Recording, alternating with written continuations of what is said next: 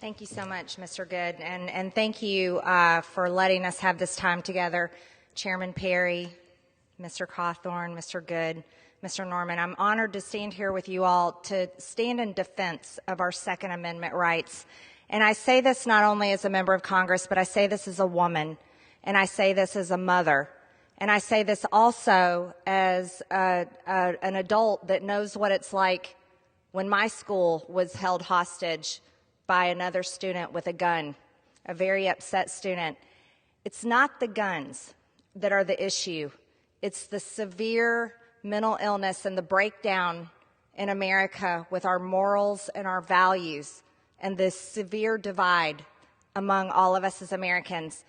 And I want to add to this, and this is a story that I haven't even been able to share with my good colleagues here, but just this weekend, now that I'm a member of Congress, you know, many of us, we get a lot of death threats, but one of my family members received a voicemail on their personal cell phone from a man saying very, very bad things about me, and then saying, "This is what I'm going to do to her," and he cocked a gun and shot it several times. This is the type of threats I get, and it came with the threat of a gun. But I tell you this, as a woman and a gun owner, I need to be able to have any kind of gun that I want to own to defend myself, to defend my family, to defend my home. God forbid if someone chose to do something to me. And you see, here's the issue. It doesn't matter how many gun control laws we put in place. It doesn't matter how many types of guns that are banned. The criminals and the people who intend to do harm to others, those that would murder someone even if they could murder them with their bare hands, they're still going to do it. And they're not going to be the ones that hand over their guns to the government. Oh no, they're going to be keeping their guns so they can continue breaking the law.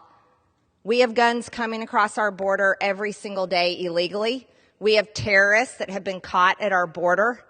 And then we have a lot of gotaways, and we don't know how many of those are terrorists and what kind of criminals, how much human trafficking, how much child trafficking is happening down there.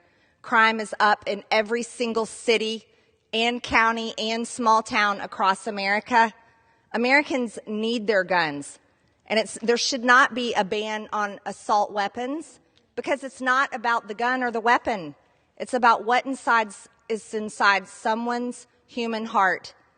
What we have to do is we have to stand in defense and protect our Second Amendment because it's the most important freedom that we have. If we are unable to do that and we lose it in the name of the so-called issues and where they're pointing at really what is a tool, a gun is a tool.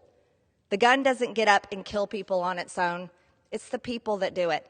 And when you take away all the guns from the legal gun owners, the criminals will be the ones that are left with the guns. And then you want to know what happens? Even if those guns are gone, they're still going to commit murder, and they'll just use something else.